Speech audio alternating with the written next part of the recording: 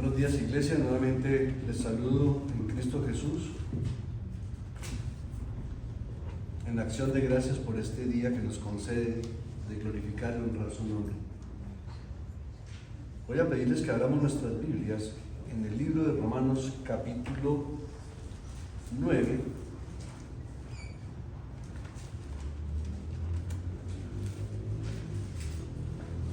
Y vamos a leer hoy de los versículos 6 al 13.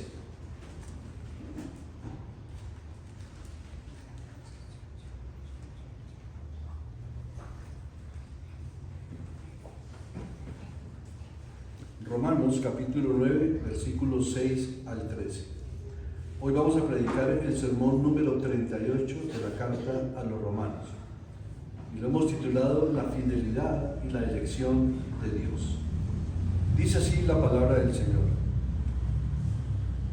No que la palabra de Dios haya fallado, porque no todos los que descienden de Israel son israelitas, ni por ser descendientes de Abraham son todos hijos, sino en Isaac te será llamada descendencia. Esto es, no los que son hijos según la carne son los hijos de Dios, sino los que son hijos según la promesa son contados como descendientes. Porque la palabra de la promesa es esta: por este tiempo vendré y Sara tendrá un hijo. Y no solo esto, sino también cuando Rebeca concibió de uno de Isaac nuestro padre, y ahí hay un paréntesis bien interesante, pues no habían aún nacido ni habían hecho aún ni bien ni mal, para que el propósito de Dios conforme a la elección permaneciese, no por las obras, sino por el que llama. Se le dijo: el mayor servirá al menor, como está escrito: a Jacob amé, mas a Esaú aborrecí. Amén. Señor, abre nuestros ojos a tu bendita palabra, a las maravillas de la ley, que comprendamos que debemos andar por las sendas antiguas, el camino de la palabra de Dios, y ayúdanos con tu Espíritu a que nuestros corazones den fruto al 30, al 60 y al 100 por uno, y que tu palabra nos vivifique y nos santifique en este día, y te podamos también glorificar como tú lo has ordenado. En Cristo Jesús. Amén. Hace 8 días vimos los privilegios grandes que el pueblo de Israel tuvo. Y esa era la gran tristeza del apóstol Pablo, que siendo él también israelita, amaba profundamente a su nación, pero su angustia era muy grande porque a ellos se les había concedido privilegios que no se le habían dado a ninguna otra nación, como fueron la adopción, la gloria, los pactos, la promulgación de la ley, el culto a las promesas, de quienes son los patriarcas, y lo más grande de todo, de quienes según la carne vino Cristo, el cual es Dios sobre todas las cosas, bendito por los siglos. Amén. Pero ya sabemos que la mayoría del pueblo de Israel rechazó a su propio Mesías. Lo rechazaron de una manera brusca, tosca, al punto de hacerlo crucificar. Pero luego el versículo 6, que tiene que ver con el tema de hoy, dice: no que la palabra de Dios haya fallado, porque no todos los que descienden de Israel son israelitas. Como lo dije anteriormente en los sermones anteriores, hemos expresado que Romanos capítulo 9 es un capítulo bastante controversial, y no solamente el 9, sino el 9, el 10 y el 11. Recordemos que en el capítulo 9 el apóstol hace un énfasis muy profundo sobre el pasado de Israel, en el 10 sobre el presente de Israel, y en el 11 sobre lo que sería el futuro de Israel. Pero si bien es cierto que este capítulo 9 es bastante controversial, porque dijimos que aborda temas desafiantes y difíciles de seguir, como este, por ejemplo. Si Dios le dio todas esas promesas a Israel y le dio todos esos privilegios, ¿qué pasó? Entonces, ¿fracasó el propósito de Dios? ¿Fracasó el plan de Dios? Por supuesto que no. Y decíamos también que al hablar de los planes de Dios también teníamos que mirar por las Escrituras lo que es el propio carácter de Dios, que conserva siempre su fidelidad. Él es fiel aunque nosotros seamos infieles. Él sigue siendo fiel a todas sus promesas y a todos sus propósitos, aunque la nación le ha rechazado. Ahora, esta porción de los versículos 6 al 13 sí que es más controversial todavía y por supuesto ha generado muchos debates entre el pueblo cristiano. Y es que trata de la elección incondicional de Dios, de la elección soberana de Dios. Ahora, en un sentido, hermanos, todos los creyentes en Cristo creen o creemos en la elección. El problema no está en no creer en la elección. El problema está en la base de la creencia en la elección. Y a este respecto se pueden, digámoslo, manifestar dos tipos de pensamiento o dos escuelas de pensamiento. Y antes de entrar a revisar cada escuela de pensamiento, tenemos que también decir por qué Dios elige a unos y a otros no. Y creo que por la mente nuestra y la mente de muchas personas surge esa inquietud. ¿Por qué si Dios es Dios, elige a unos y a otros no? ¿Acaso no es un Dios de misericordia, un Dios de amor, un Dios de benignidad, de bondad? Entonces, ¿por qué elige a unos para salvación y a otros no? Y esta pregunta se responde generalmente, como lo dije anteriormente, de dos diferentes maneras o de dos diferentes posturas. La primera es que por un lado están los que sostienen que Dios elige a los que Él sabe de antemano que van a aceptar el Evangelio. Eso basado en la omnisciencia de Dios o también basado en la presciencia o en el preconocimiento. ¿Qué significa esto? Que Dios no elige directamente a nadie por sí mismo, sino que Él ve hacia el futuro. Entonces Él vio que en el año 1000, me toca decirlo, yo soy del milenio pasado, del siglo pasado, que en el año 1977-78, Él vio que Antonio iba a creer en Él y por eso me predestinó. Pero tenemos un problema con esa postura, que entonces la elección queda 100% en manos de Antonio Gómez o del ser humano. Y vemos que eso no es correcto, porque el ser humano está muerto en delitos y pecados. ¿Y cómo puede tomar esa decisión por sí mismo?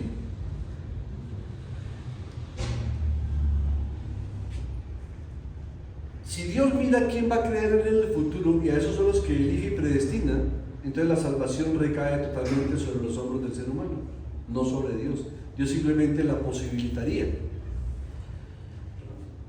Eso quiere decir que para este grupo de creyentes la elección de Dios está condicionada a si yo decido creer o no creer en Él.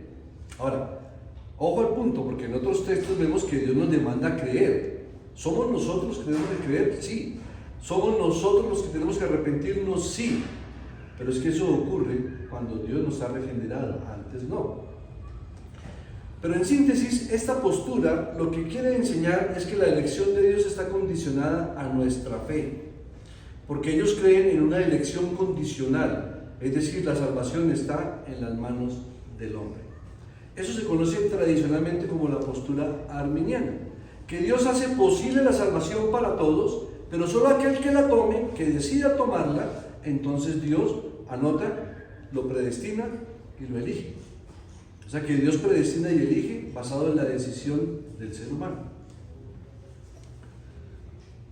La otra postura, que es la que sostenemos nosotros, es que la elección de Dios se basa únicamente en su total y soberana voluntad. O se conoce como elección incondicional o elección sin condiciones. Dios elige a quien Él quiere elegir. Es decir, Dios elige soberanamente a los suyos, no por obras, sino por su gracia. Por lo tanto, cuando entendemos esta doctrina de la elección para salvación, que viene únicamente de parte de Dios, la salvación es de Jehová, decía el profeta Jonás cuando estaba en el vientre del gran pez que fue salvado, dijo, la salvación es del Señor. Y esa es la postura que tenemos nosotros, la salvación es del Señor. Y entonces los que sostenemos esta doctrina deberíamos, por supuesto, de ser las personas o más humildes, las más gratas y las más urgentes en llevar el apresto del Evangelio, la urgencia del Evangelio a todas partes. ¿Por qué? Porque no sabemos Dios a quién va a elegir. Pero tenemos que tener tanta gratitud Porque así como dijimos en un principio esa pregunta, ¿por qué Dios elige a unos y a otros no? ¿Se ha preguntado por qué Dios lo eligió a usted y no a otros? O a usted y a mí, a los que estamos acá y no a otros. ¿Se lo han preguntado? Eso debería llevarnos a una exaltación a Dios, a una gratitud de que nos haya escogido, de que haya puesto sus ojos en nosotros sin ningún mérito de parte nuestra. Y esto también genera varias preguntas. Una podría ser, ¿cómo puede la elección incondicional de Dios ser justa? Otra, ¿cómo concilia la elección de Dios con la responsabilidad humana? Y otra, ¿cómo puede uno saber si uno es uno de los elegidos? Creo que son tres preguntas bien importantes, bien interesantes. Vamos a desarrollar entonces el tema y vamos al versículo 6. No que la palabra de Dios haya fallado, porque no todos los que descienden de Israel son israelitas. Aquí vemos, hermanos, que hay dos grandes manifestaciones, o el apóstol Pablo se va a fundamentar en dos postulados muy importantes. Uno, vamos a observar la diferencia entre la elección entre Ismael, como el primogénito de Abraham, e Isaac, el hijo de la promesa. Y eso está en el versículo 7 al 9. Y el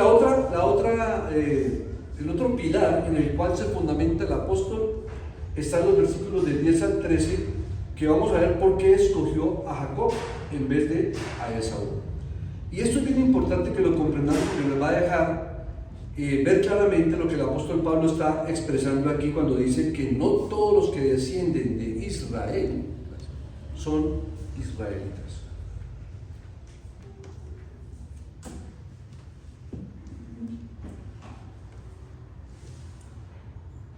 Recordemos que toda la carta a los romanos tiene un tema central. ¿Cuál es? ¿Se acuerdan de él? La justificación por la fe. Ese es el tema general de la carta.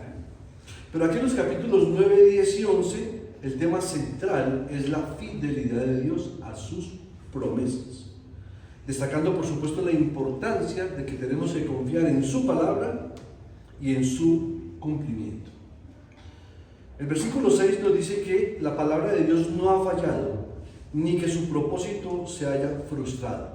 Ahora, en la traducción del griego, la palabra fallar significa caer a tierra, fracasar, no lograr el propósito ni el objetivo para lo cual salió la palabra del Señor o las promesas de Dios. Pero cuando miramos que Dios no solamente ha sido fiel a todas sus promesas y a toda su palabra, sino que seguirá siendo fiel hasta el fin de los tiempos, hasta que estemos todos en su presencia disfrutando de esa eternidad divina, se seguirá cumpliendo cada palabra del Señor. Ninguna caerá a tierra, toda a su tiempo se cumplirá. Vamos a mirar un ejemplo del Antiguo Testamento en cómo el pueblo de Israel también no solamente fue beneficiado con tantos privilegios que mencionamos, sino con cuántas promesas que Dios le dio que se cumplieron plenamente. Acompáñenme a Josué capítulo 21.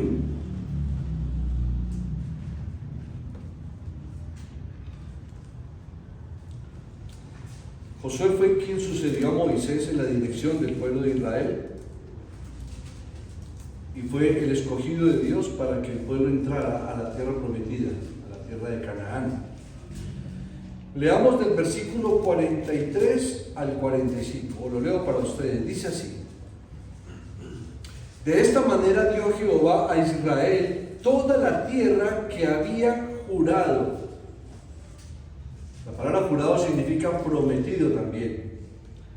Dar a sus padres, y la poseyeron y habitaron en ella.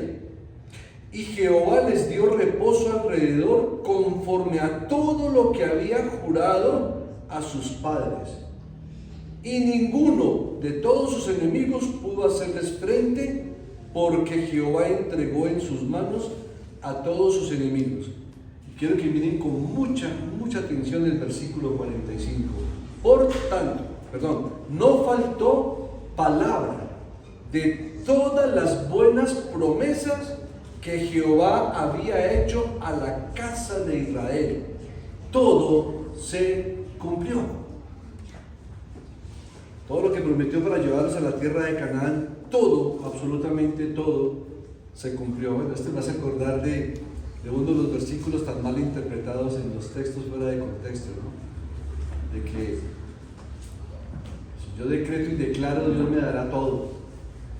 Entonces hay gente que va y declara y decreta: este apartamento es mío y lo piso, este carro es mío, entonces le pone manos y lo pisa, esta finca. Cuando a mí me consultan sobre eso, yo les contesto: ¿y ya miraste el resto del versículo? Tú puedes pisar todo lo que estás diciendo, pero tienes que pisar desde la tierra del Líbano hasta el borde del Nilo, y el monte de tal hasta el monte de tal, y esa fue la tierra que Dios le dio a Israel. Ya lo hiciste, ya viajaste ya para pisar todo eso. Vemos que esa fue una promesa cumplida al pueblo de Israel, y dice claramente en el libro de Josué que no faltó ninguna de esas promesas y que todas se cumplieron. Ahí vemos el carácter fiel de Dios cumpliendo las promesas a su pueblo, a pesar de todo lo que pasó de ahí para atrás. Recuerden todo lo que pasó desde la salida de Egipto hasta llegar a la tierra de Canaán. Cuánta infidelidad, cuánta soberbia, cuánto disgusto, cuánto enojo, cuánto pecado en contra del Señor, y aún así el Señor fue fiel a su palabra y a su promesa y dejó que un remanente ingresara a la tierra prometida. Pablo pasa a explicar que aunque estas maravillosas promesas que Dios había hecho a Israel indican que fueron dadas con la intención no de que toda la nación se salvara, sino solamente en el verdadero Israel se cumplirían esas promesas. Y eso lo vimos en el versículo 4 de este capítulo 9, que son israelitas, de los cuales son la adopción, la gloria, el pacto, la promulgación de la ley, el culto y las promesas. Pero este pensamiento de que la intención de Dios no era de que todo Israel, por el hecho solamente de ser la nación de Israel, sería receptora de todas las promesas de Dios, lo vimos también claramente en Romanos 2, 28 y 29. Vamos allá por un momento.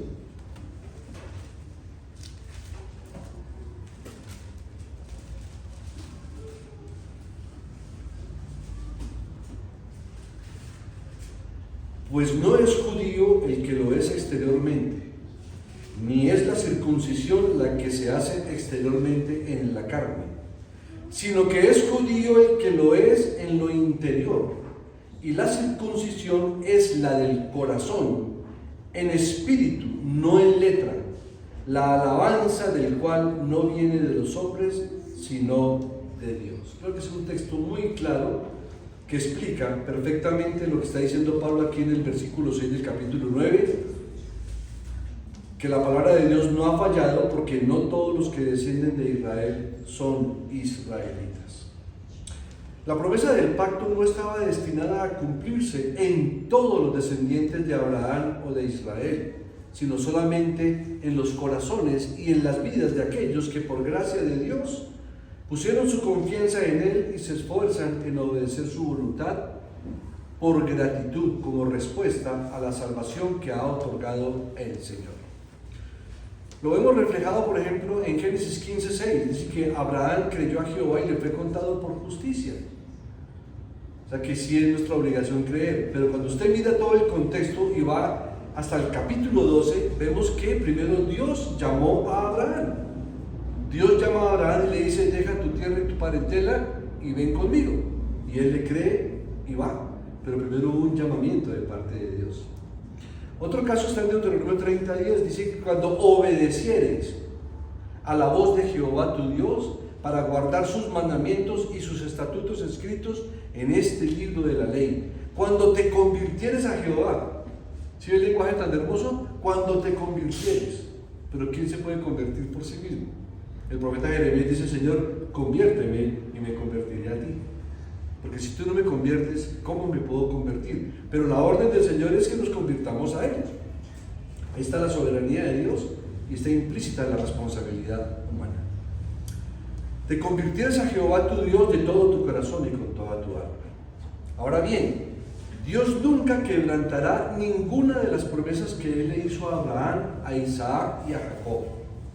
Entonces, si Dios no incumple ni quebranta ninguna de las promesas que le hizo a Abraham, a Isaac Isaac y a Jacob, y recordemos que esas promesas fueron hechas antes de la ley de Dios. Antes de la ley de Dios.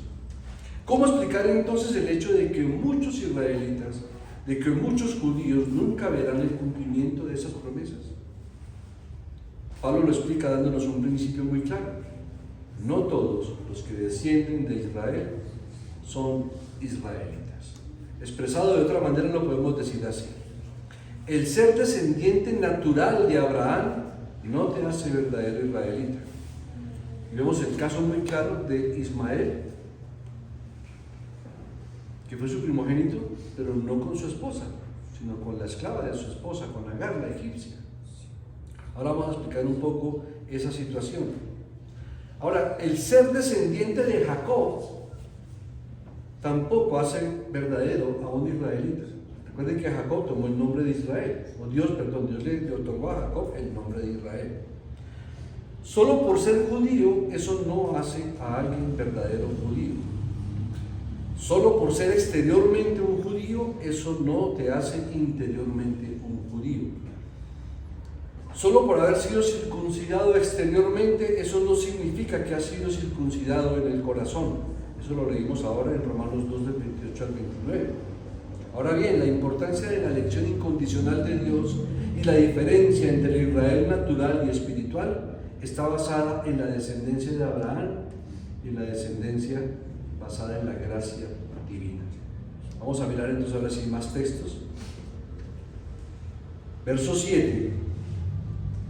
Ni por ser descendientes de Abraham son todos hijos, sino en Isaac te será llamada descendencia.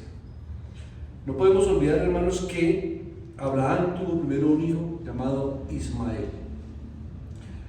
Dios le da una promesa a Abraham. Abraham tenía en esa época 75 años y su esposa Sara tenía 65 años. Y Dios le dijo que le iba a dar un hijo. Abraham creyó. Pero pasaron los días, las semanas, los meses y los años. Y nada que aparecía la promesa, nada que Sara quedaba encinta. Entonces le ocurrió a Sara y a Abraham ayudarle a Dios al cumplimiento de su promesa. Entonces Sara le propone a Abraham que duerma con su esclava, la egipcia Agar, porque en esa época los esclavos, los hijos de los esclavos pasaban a ser propiedad de los amos. Y entonces hicieron eso.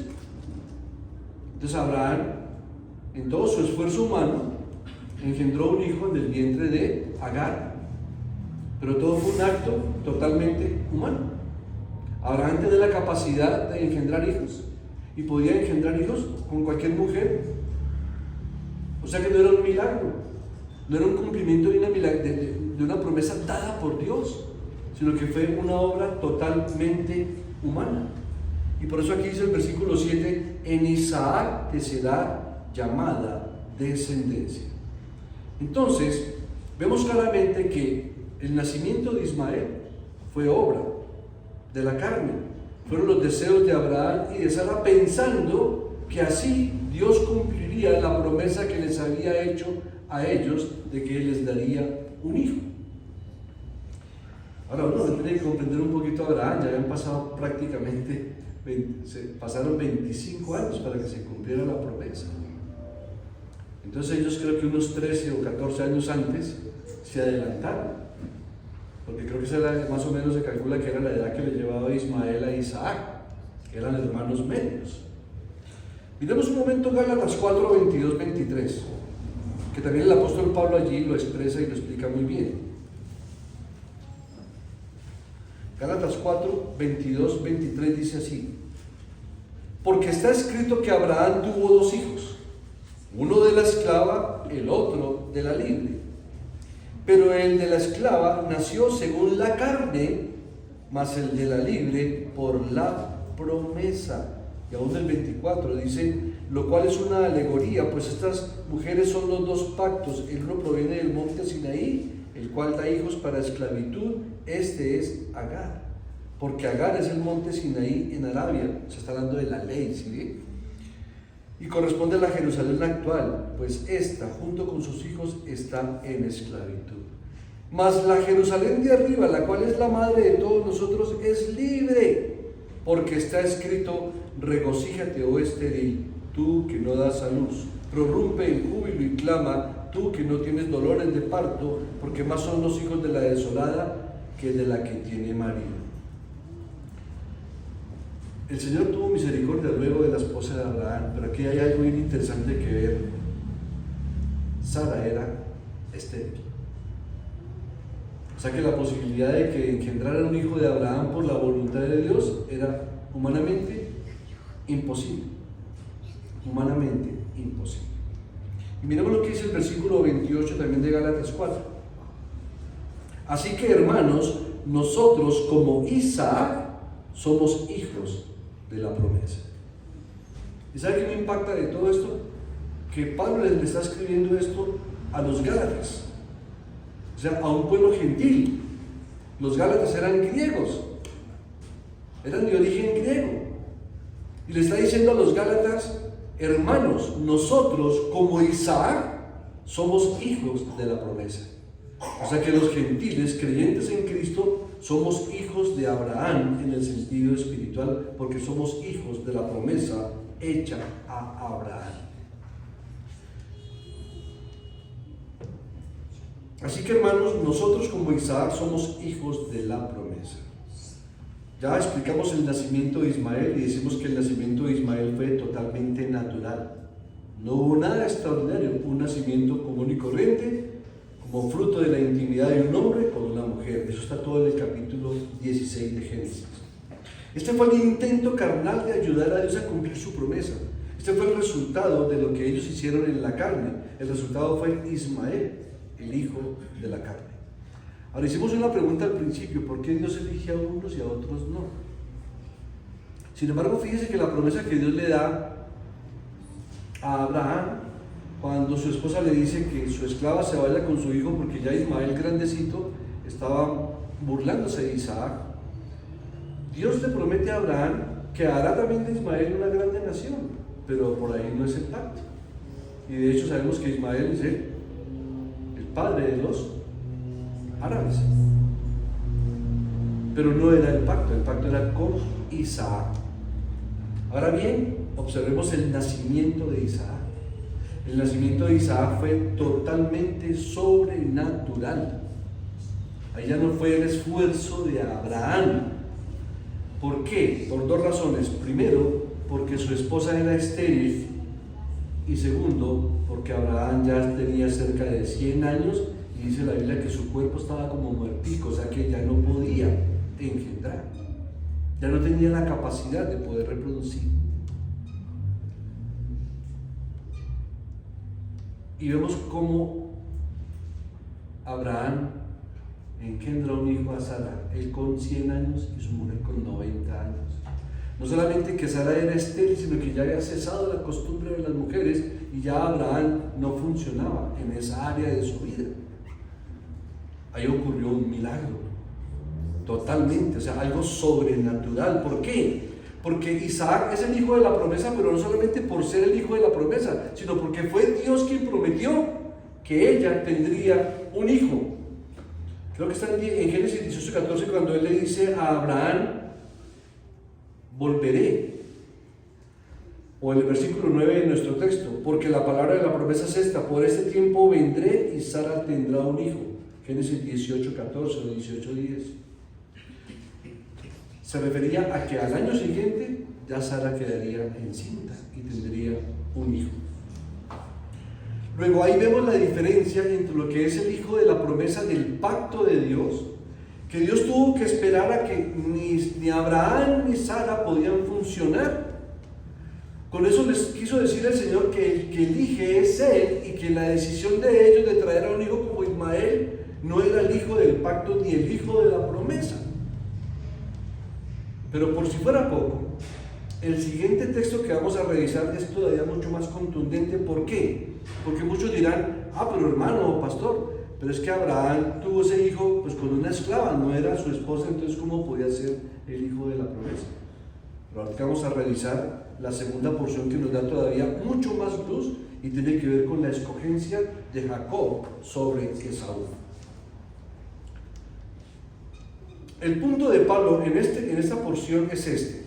Abraham tuvo 2 hijos, pero solo uno de estos hijos participó de las promesas del pacto y llegó a formar parte del linaje escogido que llegaría a ser una gran nación de la cual vendría el Mesías. E Isaac fue incluido en ese pacto, Ismael quedó excluido de ese pacto.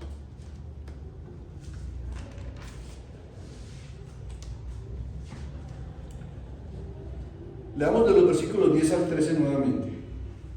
Y no solo esto, sino también cuando Rebeca concibió de uno de Isaac nuestro padre, pues no habían aún nacido ni habían hecho aún ni bien ni mal, para que el propósito de Dios conforme a la elección permaneciese, no por las obras, sino por el que llama, se le dijo: el mayor servirá al menor, como está escrito: a Jacob amé, mas a Esaú aborrecí. Ese texto es muy importante porque es todavía mucho más contundente que el anterior. El anterior es contundente en el hecho en que Dios tuvo que obrar de manera sobrenatural para que Abraham y Sara pudiesen traer a Isaac a este mundo, porque fue la voluntad de Dios, el propósito de Dios y el poder sobrenatural de Dios obrando en ellos. Pero en estos otros textos encontramos algo bien interesante, que es un ejemplo aún más asombroso en ese sentido, porque en el caso de los hijos de Abraham, las madres eran diferentes. Agar, la madre de Ismael, y Sara, la madre de Isaac. Y los nacimientos fueron diferentes. En cambio, en el caso de los hijos de Isaac, porque dice, la promesa es en Isaac, tenemos a la misma madre y al mismo padre. Y dice el texto: concibió de uno, de Isaac nuestro padre, y un mismo nacimiento. Era un nacimiento y 2 hijos, eran mellizos. Pero miren lo que pasa: el primogénito fue rechazado y el que nació segundo fue escogido. Lo acabamos de leer en los versículos 12 y 13. Ahora, si la elección estuviera en nuestras manos, ¿qué hubiéramos hecho los hombres? Hubiéramos escogido a Esaú. ¿Por qué? Porque en esa época usualmente el primogénito era el hijo preferido. Y Esaú fue ciertamente el hijo favorito de su padre. Eso lo vemos en Génesis 25-28, que dice: y amó Isaac a Esaú porque comía de su casa. Pero luego dice: mas Rebeca amaba a Jacob. Pero la elección, hermanos, pertenecía a Dios y no al hombre. Dios determinó en su providencia, en su poder, en su soberanía, que el segundo recibiría toda la bendición que le pertenecería por derecho al primogénito. Jacob y Esaú nacieron como respuesta a una oración. Miren lo que dice Génesis 25-21. Y oró Isaac a Jehová por su mujer, que era estéril. Qué tremendo, ¿no?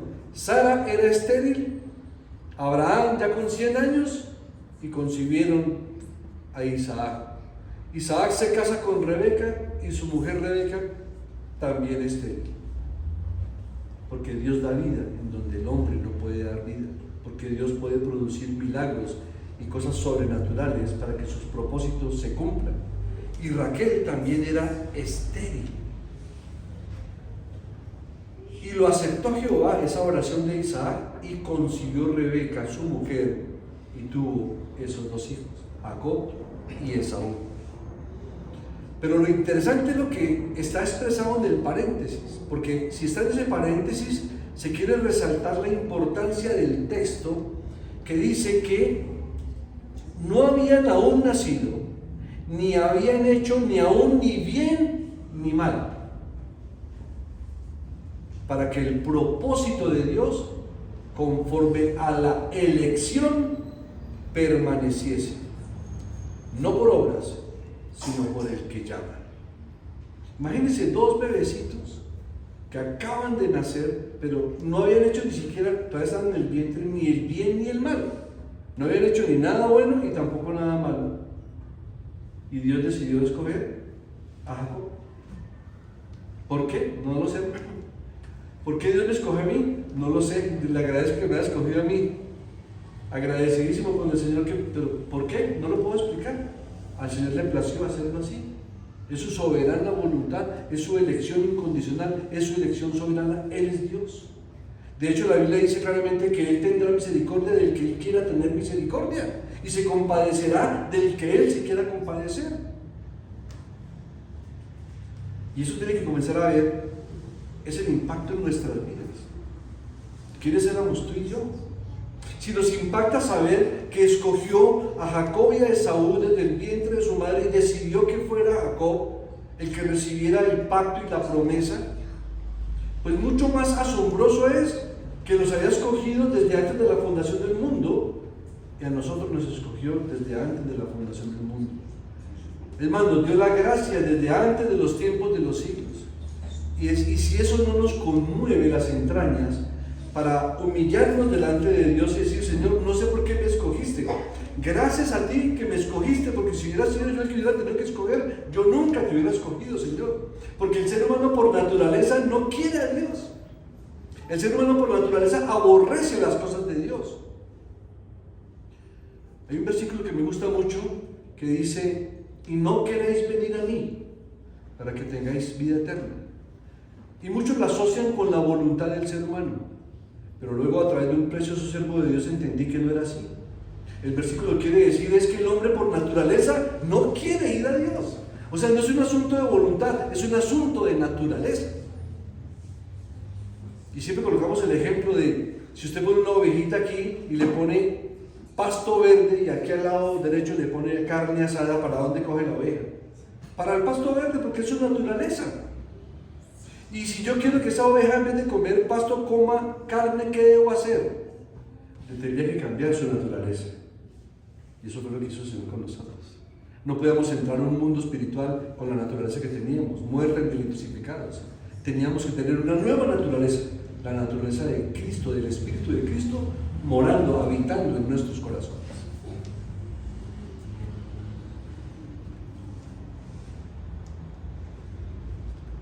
Y lo más importante, lo más interesante de todo esto que vemos del nacimiento de Isaac, que no solamente del nacimiento de Jacob y Esaú, que también fue milagroso porque Rebeca era estéril, y que Dios haya elegido al menor, ya se lo había dicho a su propia madre. En Génesis 25:23 leemos que él le dijo a Rebeca: el mayor servirá al menor.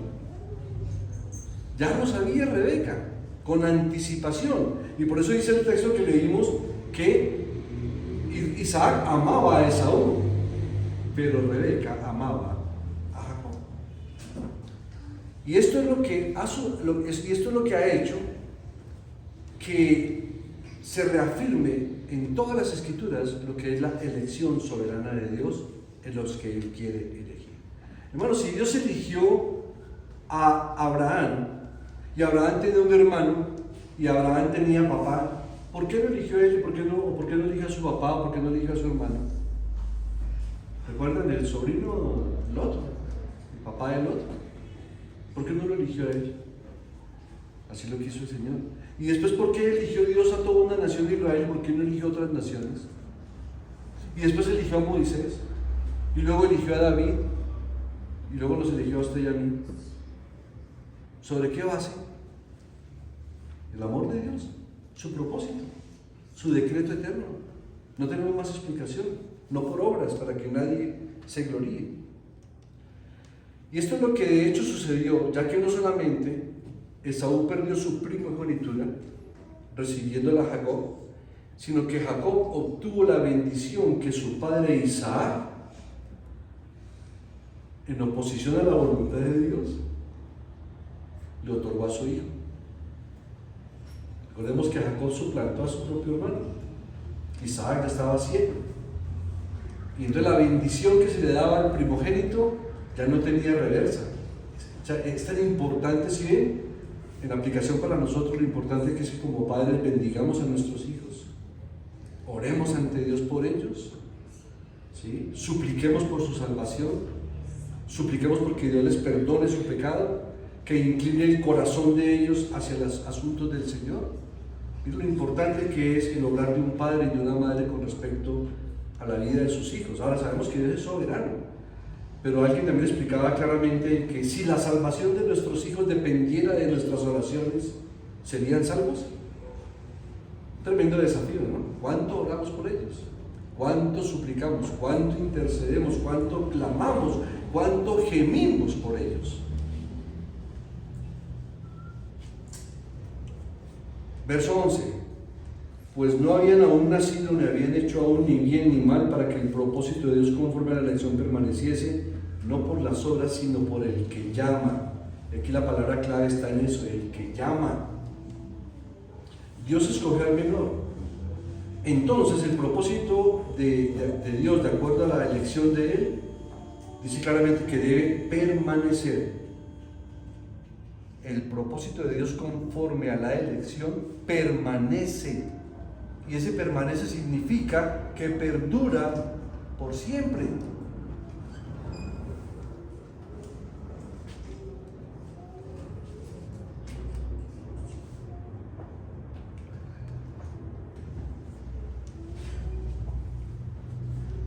Buena tecnología.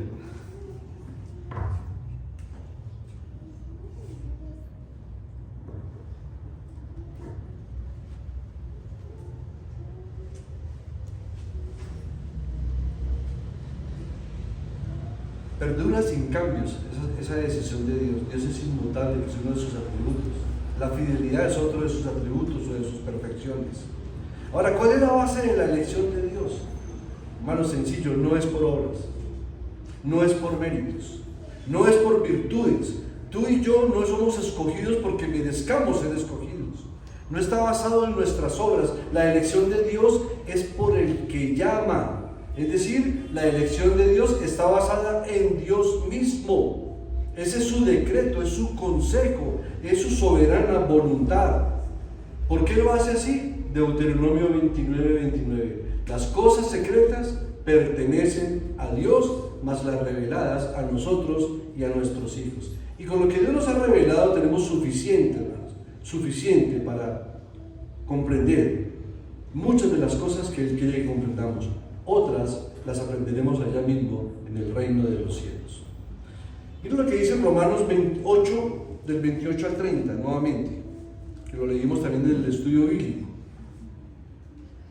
Y sabemos que a los que aman a Dios todas las cosas les ayudan a bien, esto es, a los que conforme a su propósito son ¿qué? Llamados. Vuelve otra vez a usar la palabra por el que llama. Porque a los que antes conoció también los predestinó para que fuesen hechos conformes a la imagen de su Hijo, para que Él sea el primogénito entre muchos hermanos. Y a los que predestinó, a estos también llamó, y a los que llamó, a estos también justificó, y a los que justificó, a estos también glorificó. Ahora quiero hacer un ejercicio bien interesante. Lo que acabamos de leer son todos afirmaciones, son prácticamente imperativos bíblicos, teológicos. Imperativos no solamente gramaticales, sino teológicos y bíblicos. Ahora quiero invitarlo a que lo hagamos al contrario. Una de las mejores formas en que podemos entender las Escrituras es cuando usted y yo le hacemos preguntas a la palabra de Dios. Es una muy buena forma de aprender. De ahí surgieron los famosos catecismos, de ahí surgieron los documentos como las confesiones de fe, etc. Preguntándole a la palabra de Dios. Entonces vámonos al versículo 30 y comencemos desde el último párrafo hasta el primero. Y entonces preguntamos, o yo pregunto y ustedes como iglesia responden o respondemos todos. ¿A quién les glorificó? ¿A los qué? ¿Y a quién les justificó? No, a los que llamó. Miren el orden. Repito, ¿a quién glorificó el Señor? A los que justificó. ¿A quiénes justificó? A los que llamó. ¿A quiénes llamó? A los que predestinó. ¿Y a quiénes predestinó? A los que antes conoció. ¿Sí? La manera de hacerle preguntas a la Biblia nos da esa opción de comprender más los textos. Están afirmativamente, ahora lo hicimos interrogativamente. Señor, ¿tú a quién glorificaste? Pues a los que justifiqué. ¿Y a quiénes justificaste? Pues a los que llamé. ¿Y a quiénes llamaste? Pues a los que predestiné. ¿Y a quién predestinaste? A los que conocí. Recuerden que conocer es amar también, ¿no? No solamente conocer de conocer, sino de tener un afecto especial por esa persona. Es una buena forma de aprender la palabra de Dios y de preguntarle para poder aprender más. Ahora vemos que en el versículo 13, lo que hace el apóstol es, después de explicar que el mayor serviría al menor, que lo repite aquí en Romanos, el apóstol estaba acudiendo a Génesis 25-23. Luego viene el versículo 13, como está escrito: a Jacob amé, mas a Esaú aborrecí. Ahora esa palabra aborrecer suena fea, ¿cierto? Suena dura. Pero hermano, recordemos que está hablando Dios y nosotros no podemos bajo ningún punto de vista minimizar o suavizar la palabra del Señor. Sabemos que por el contexto bíblico, aquí la palabra aborrecer significa que desecha a uno y se va con Jacob.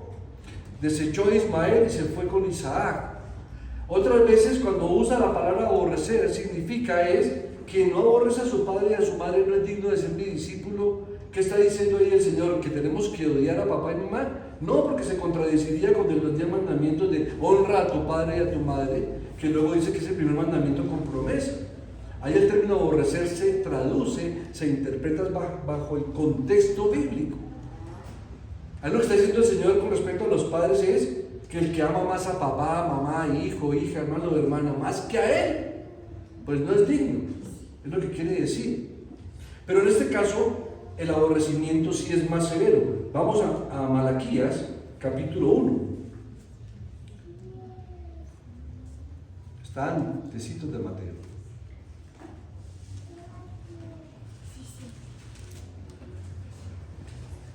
Capítulo 1, versículos 2 y 3. Yo os he amado, dice Jehová, y dijisteis: ¿en qué nos amaste? ¿No era Esaú hermano de Jacob? Dice Jehová, y amé a Jacob, y a Esaú aborrecí, y convertí sus montes en desolación, y abandoné su heredad para los chacales del desierto. Cuando Edom dijere: nos hemos empobrecido, pero volveremos a edificar lo arruinado, así ha dicho Jehová de los ejércitos: ellos edificarán y yo destruiré, y le llamarán territorio de impiedad y pueblo contra el cual Jehová está indignado para siempre. O sea que no es una declaración cualquiera, no es una declaración sencilla. Como está escrito: a Jacob amé, mas a Esaú aborrecí. Aquí hay una ilustración que me encanta siempre que tengo la oportunidad de expresarla. Y es que en la época del predicador Spurgeon, él estaba exponiendo sobre ese texto y una mujer al final le dice: Pastor Spurgeon o señor Spurgeon, yo no puedo entender ese texto bíblico, no puedo comprender Romanos 9:13. Y Spurgeon le dice: ¿tiene dificultades con ese versículo? Y ella dijo: sí, mucha dificultad. Ahora, ¿qué parte del versículo le causa dificultad? Pues por supuesto, no entiendo por qué Dios aborrece a Esaú. Y la respuesta de Spurgeon es magistral. Dice: yo también tengo problemas con ese texto, pero no con esa parte. Yo entiendo que el Señor aborrezca a Esaú. Lo que no puedo entender es cómo hizo para amar a ese sinvergüenza de Jacob, que era un suplantador, engañador, falsificador y de todo. ¿Se dan cuenta? Hermanos, es la elección del Señor. Era la elección de Dios. ¿Y cuántos Jacobs o cuántos Esaús fuimos tú y yo? ¿Cuántos Esaús desechados y cuántos Jacob aquí reunidos por la misericordia del Señor? Quiero traer un paralelo con una situación que es la de Pedro con Judas. Ambos fueron discípulos de Cristo. Ambos caminaron con el Señor. Lo vieron hacer milagros. Es más, el Señor los empoderó. Los mandó en la misión de los 12, ¿recuerdan? De a 2 en 2. Y luego en la misión de los 70. Y les dio potestad de hacer milagros, de predicar la palabra, de expulsar demonios y de resucitar muertos. Judas participó de todo eso. Y Judas pecó gravemente contra Cristo, lo traicionó. Y Pedro lo negó 3 veces con juramento y con maldición. La pregunta es: ¿cuál de los dos pecó más gravemente? Igual, ¿cierto? Ambos pecaron gravemente. Pero ¿por qué Pedro fue restituido, restaurado? ¿Y por qué Judas no? Unos dirían la responsabilidad humana, porque Pedro se arrepintió genuinamente. Judas no, Judas lo que hizo fue que se remordió, el remordimiento, y fue y se ahorcó y acabó de agravar el problema. Niega a Cristo, lo vende, lo traiciona y luego va y se ahorca. Pero en esencia, eso pasó por una sola razón. Cuando ustedes lean el texto en cualquiera de los evangelios, observen lo siguiente. Estaban ahí a punto de tener la cena del Señor. ¿Y qué le dijo el Señor a Judas? Lo que vas a hacer, ve y hazlo pronto. En cambio, ¿qué le dijo a Pedro? Simón, Simón, he aquí Satanás ha pedido tu alma para zarandearte como a una caña, mas yo he orado por ti para que tu fe no falte. ¿Qué marcó la diferencia? Cristo. La oración de Cristo, la oración del Señor fue lo que marcó la diferencia. ¿Sí? Por eso en Juan 17:6, en 17, todo el capítulo 17 dice: yo ruego por estos, mas no ruego por el mundo, sino por los que me diste, porque tuyos eran y ahora me los has dado a mí. Pedro fue de los que el Padre le dio a Cristo, y Cristo da al Padre a quien Él lo quiera revelar. Es impresionante ese trabajo, esa unidad, esa esencia espiritual tan santa, tan perfecta entre el Padre, el Hijo y el Espíritu Santo. Muy bien. Lo que Pablo dice en términos generales, de los versículos 6 al 13, es esto, mis hermanos. Al fin y al cabo, la razón por la que alguna gente es aceptada y otra rechazada está en que Dios así lo decretó. La voluntad divina y soberana es la fuente tanto de la elección como de la reprobación. Ahora, esto no quita la responsabilidad humana. La responsabilidad humana jamás es cancelada. Pero no existe algo así como el mérito humano para obtener salvación. El propósito eterno de Dios no se basa al final en las obras humanas. Y aquí tenemos unas pocas reflexiones y una aplicación, y con eso culminamos. Miremos unas reflexiones sobre la elección y la reprobación. Por supuesto que el versículo de Romanos 9:13, a Jacob amé, a Esaú aborrecí, lo tenemos que considerar como un texto de comprobación de la doctrina de la predestinación. Y en la doctrina de la predestinación hay dos elementos: la elección y la reprobación. La predestinación, ¿cómo la podemos definir? Es el eterno propósito divino por el cual Él ha ordenado de antemano todo lo que acontecerá. Efesios 1:11 dice lo siguiente: en Él asimismo tuvimos herencia, habiendo sido predestinados conforme al propósito del que hace todas las cosas según el designio de su voluntad. La elección puede definirse como el propósito eterno de Dios de hacer que determinadas personas sean en Cristo los recipientes de la gracia especial de Dios para que puedan vivir para su gloria y obtener salvación eterna. Miren lo que dice Lucas 10:20: pero no os regocijéis de que los espíritus se os sujetan, sino regocijados de que vuestros nombres están escritos en los cielos. Aquí se refiere a una experiencia en la misión de los 12, que cuando Cristo los evaluó y les dijo: bueno, ¿cómo les fue? ¿Qué hicieron? Estaban asombrados: Señor, hasta los demonios nos obedecen. ¿Qué quisiéramos todos nosotros, no? Que los demonios nos obedecieran, ¿no? Pero ¿qué dice el Señor aquí? No se regocijen por eso. Eso es lo de menos. Regocíjense de que sus nombres están escritos en los cielos. Aquí lo que vemos es que el nombre de Judas no estaba escrito en los cielos. Y espero en el Señor que el suyo y el mío estén escritos en los cielos. El hecho de estar aquí nos da por lo menos una luz. No quiere decir que porque me congrego ya, porque eso mismo pensaban los judíos, ¿no? Porque soy judío, ya tengo asegurada la salvación. Yo voy a la sinagoga, ya tengo asegurada la salvación. No. Regocíjense si su nombre está escrito en los cielos. Un texto que me ha impactado siempre ha sido el de Hechos 13:48. Los gentiles, o sea nosotros, oyendo esto, se regocijaban y glorificaban la palabra del Señor, y creyeron todos los que estaban ordenados para vida eterna. ¿Quiénes creyeron? Los que estaban ordenados para vida eterna.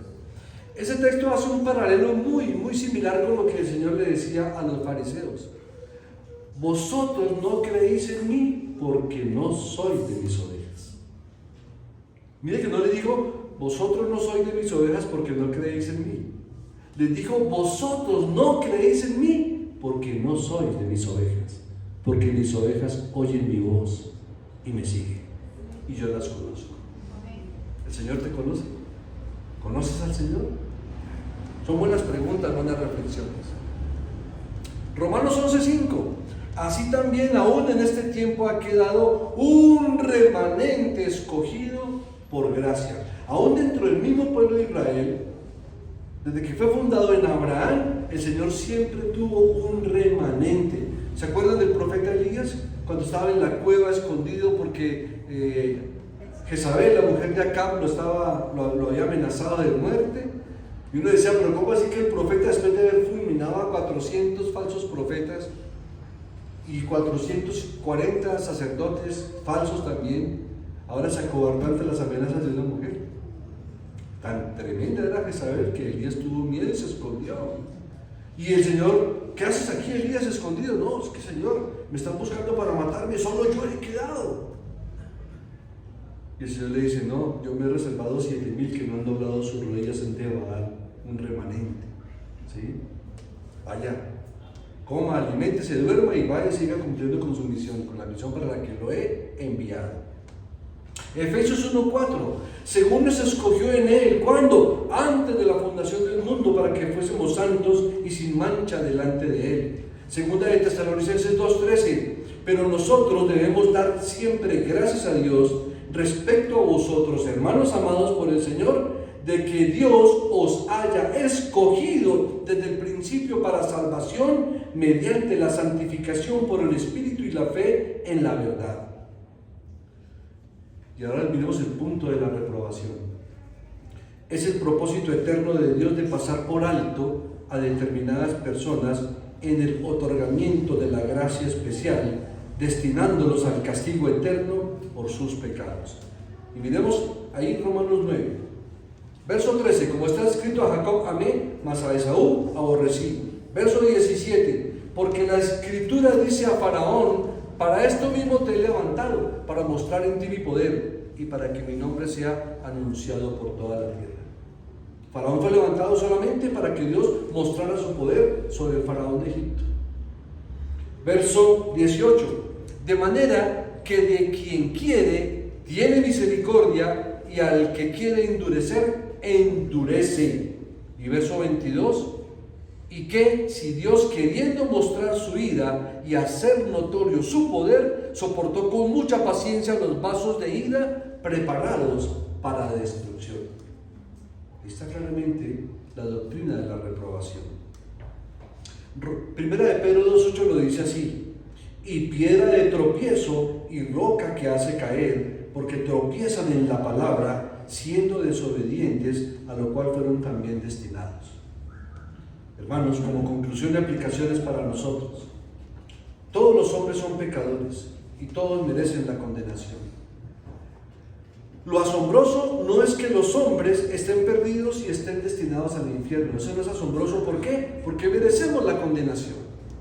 Lo asombroso aquí es que alguien sea salvo y esté destinado para el cielo.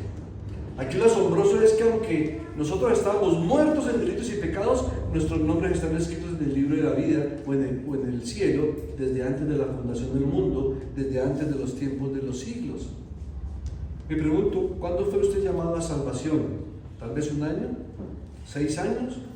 ¿15 años? ¿20 años? ¿30 años? ¿O del siglo pasado o el milenio pasado como yo? No, ahí no nacimos, ahí no fuimos llamados. Ahí fue eficaz. Fuimos salvados desde antes de la fundación del mundo, desde antes de los tiempos de los siglos. Eso, hermano, tiene que llevarnos a adorar a Dios con mucha reverencia y a ser tan agradecidos con el Señor, a exaltarlo de manera impresionante. Otro punto, el juicio mismo de Dios tampoco sería en sí asombroso en ese sentido, porque eso es exactamente lo que nos habíamos ganado. Lo asombroso es la gracia de Dios. Lo asombroso es que Dios te haya salvado a ti y me haya salvado a mí, a pesar de que merecíamos la condenación. Por eso el texto de Gálatas 3:29 que dice, si sois de Cristo, entonces sois descendientes de Abraham, herederos según la promesa. Mi hermano creyente, esto es para que se regocije, para que adore, para que alabe, para que no tenga dudas, para que se asombre por el hecho de ser escogido, para que se asombre por el hecho de haber sido salvado, para que se asombre que a pesar de toda esa maldad, de todo ese pecado, Cristo murió por nosotros, nos dio vida eterna, nos concedió su Espíritu, con el cual clamamos Abba Padre, y podemos entrar al trono de la gracia para obtener de allí oportuno socorro para nuestras vidas. Pero si tú no has nacido de nuevo, ve a Cristo urgentemente en arrepentimiento y fe. Cristo dice, venid a mí todos los que estáis trabajados y cargados, y yo os haré descansar. Llevad mi yugo sobre vosotros y aprended de mí, que soy manso y humilde de corazón, y hallaréis descanso para vuestras almas. ¿Está tu alma llena de problemas, llena de aflicciones, llena de tribulaciones? Ve a Cristo, hermano, ve a Cristo, amigo, ve a Cristo y hallaréis descanso para tu alma, porque el yugo del Señor es fácil y ligera es su carga. Y culmino con Juan 6.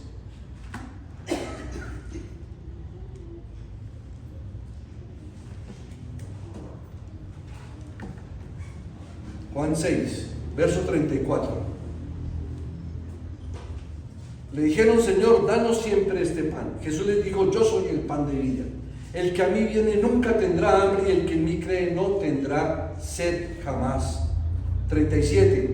Todo lo que el Padre me da, vendrá a mí, y el que a mí viene, no le echo fuera.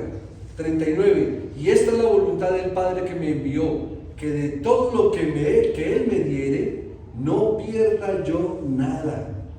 ¿Sí es la seguridad que tenemos en Cristo? Cristo está comprometido con el Padre a no perder ninguno de los que el Padre le dio. No pierda yo nada, sino que lo resucite en el día postrero. 40. Y esta es la voluntad del que me ha enviado, que todo aquel que ve al Hijo y cree en Él tenga vida eterna, y yo le resucitaré en el día postrero.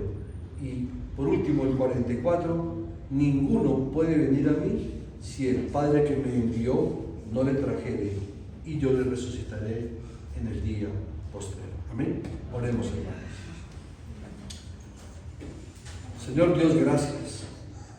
No tenemos más que decir gracias, gracias, gracias por tu fidelidad, porque cumplirás todas las promesas que le hiciste al Israel espiritual, a todos los que son los hijos de la promesa, a ese Israel que descendió de los mismos cielos, a ese Israel que descendió en Cristo, que descendió en el Espíritu del Señor, a ese remanente que fue separado en el Antiguo Testamento, y a ese remanente también que has apartado dentro del mundo gentil, porque de los dos pueblos hiciste uno solo, el Israel de Dios, el Israel espiritual de Cristo, porque en Cristo murió y porque en Cristo resucitó.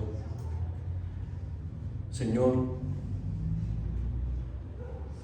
te suplicamos que confirmes la obra de tus manos sobre nuestras vidas. Ayúdanos a comprender si hemos sido elegidos por ti, Señor. Y esto lo podemos experimentar si tan solo vemos en nuestras vidas ese anhelo por ti, por tu palabra, por tus promesas, por lo que tú eres, por lo que has hecho y por lo que nos has dado. Enséñanos a guardar de tal modo tus estatutos, tus mandamientos, tus preceptos. Enséñanos a fortalecernos en tu fortaleza. Que podamos decir como tu palabra lo expresa, diga el débil, fuerte soy. Porque todo lo puedo en Cristo que me fortalece.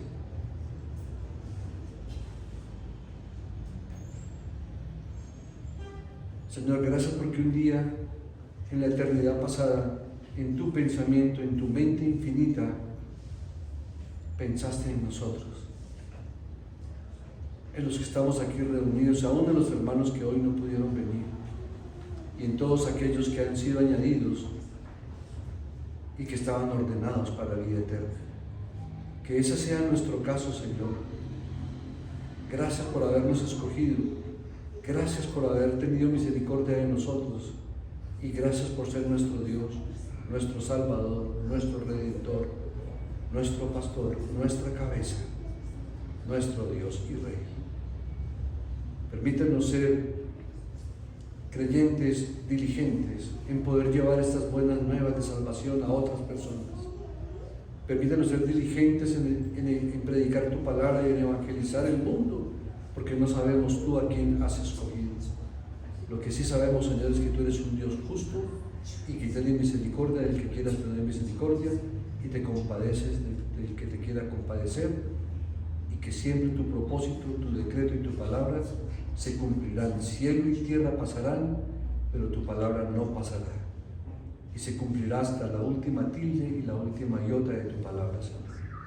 En Cristo Jesús te damos gracias por habernos añadido a la familia de Dios y por haber tenido misericordia de nosotros. Ahora suplicamos que tu palabra no falte de nuestras bocas, de las bocas de nuestros hijos y de las bocas de los hijos de nuestros hijos hasta la tercera y cuarta generación.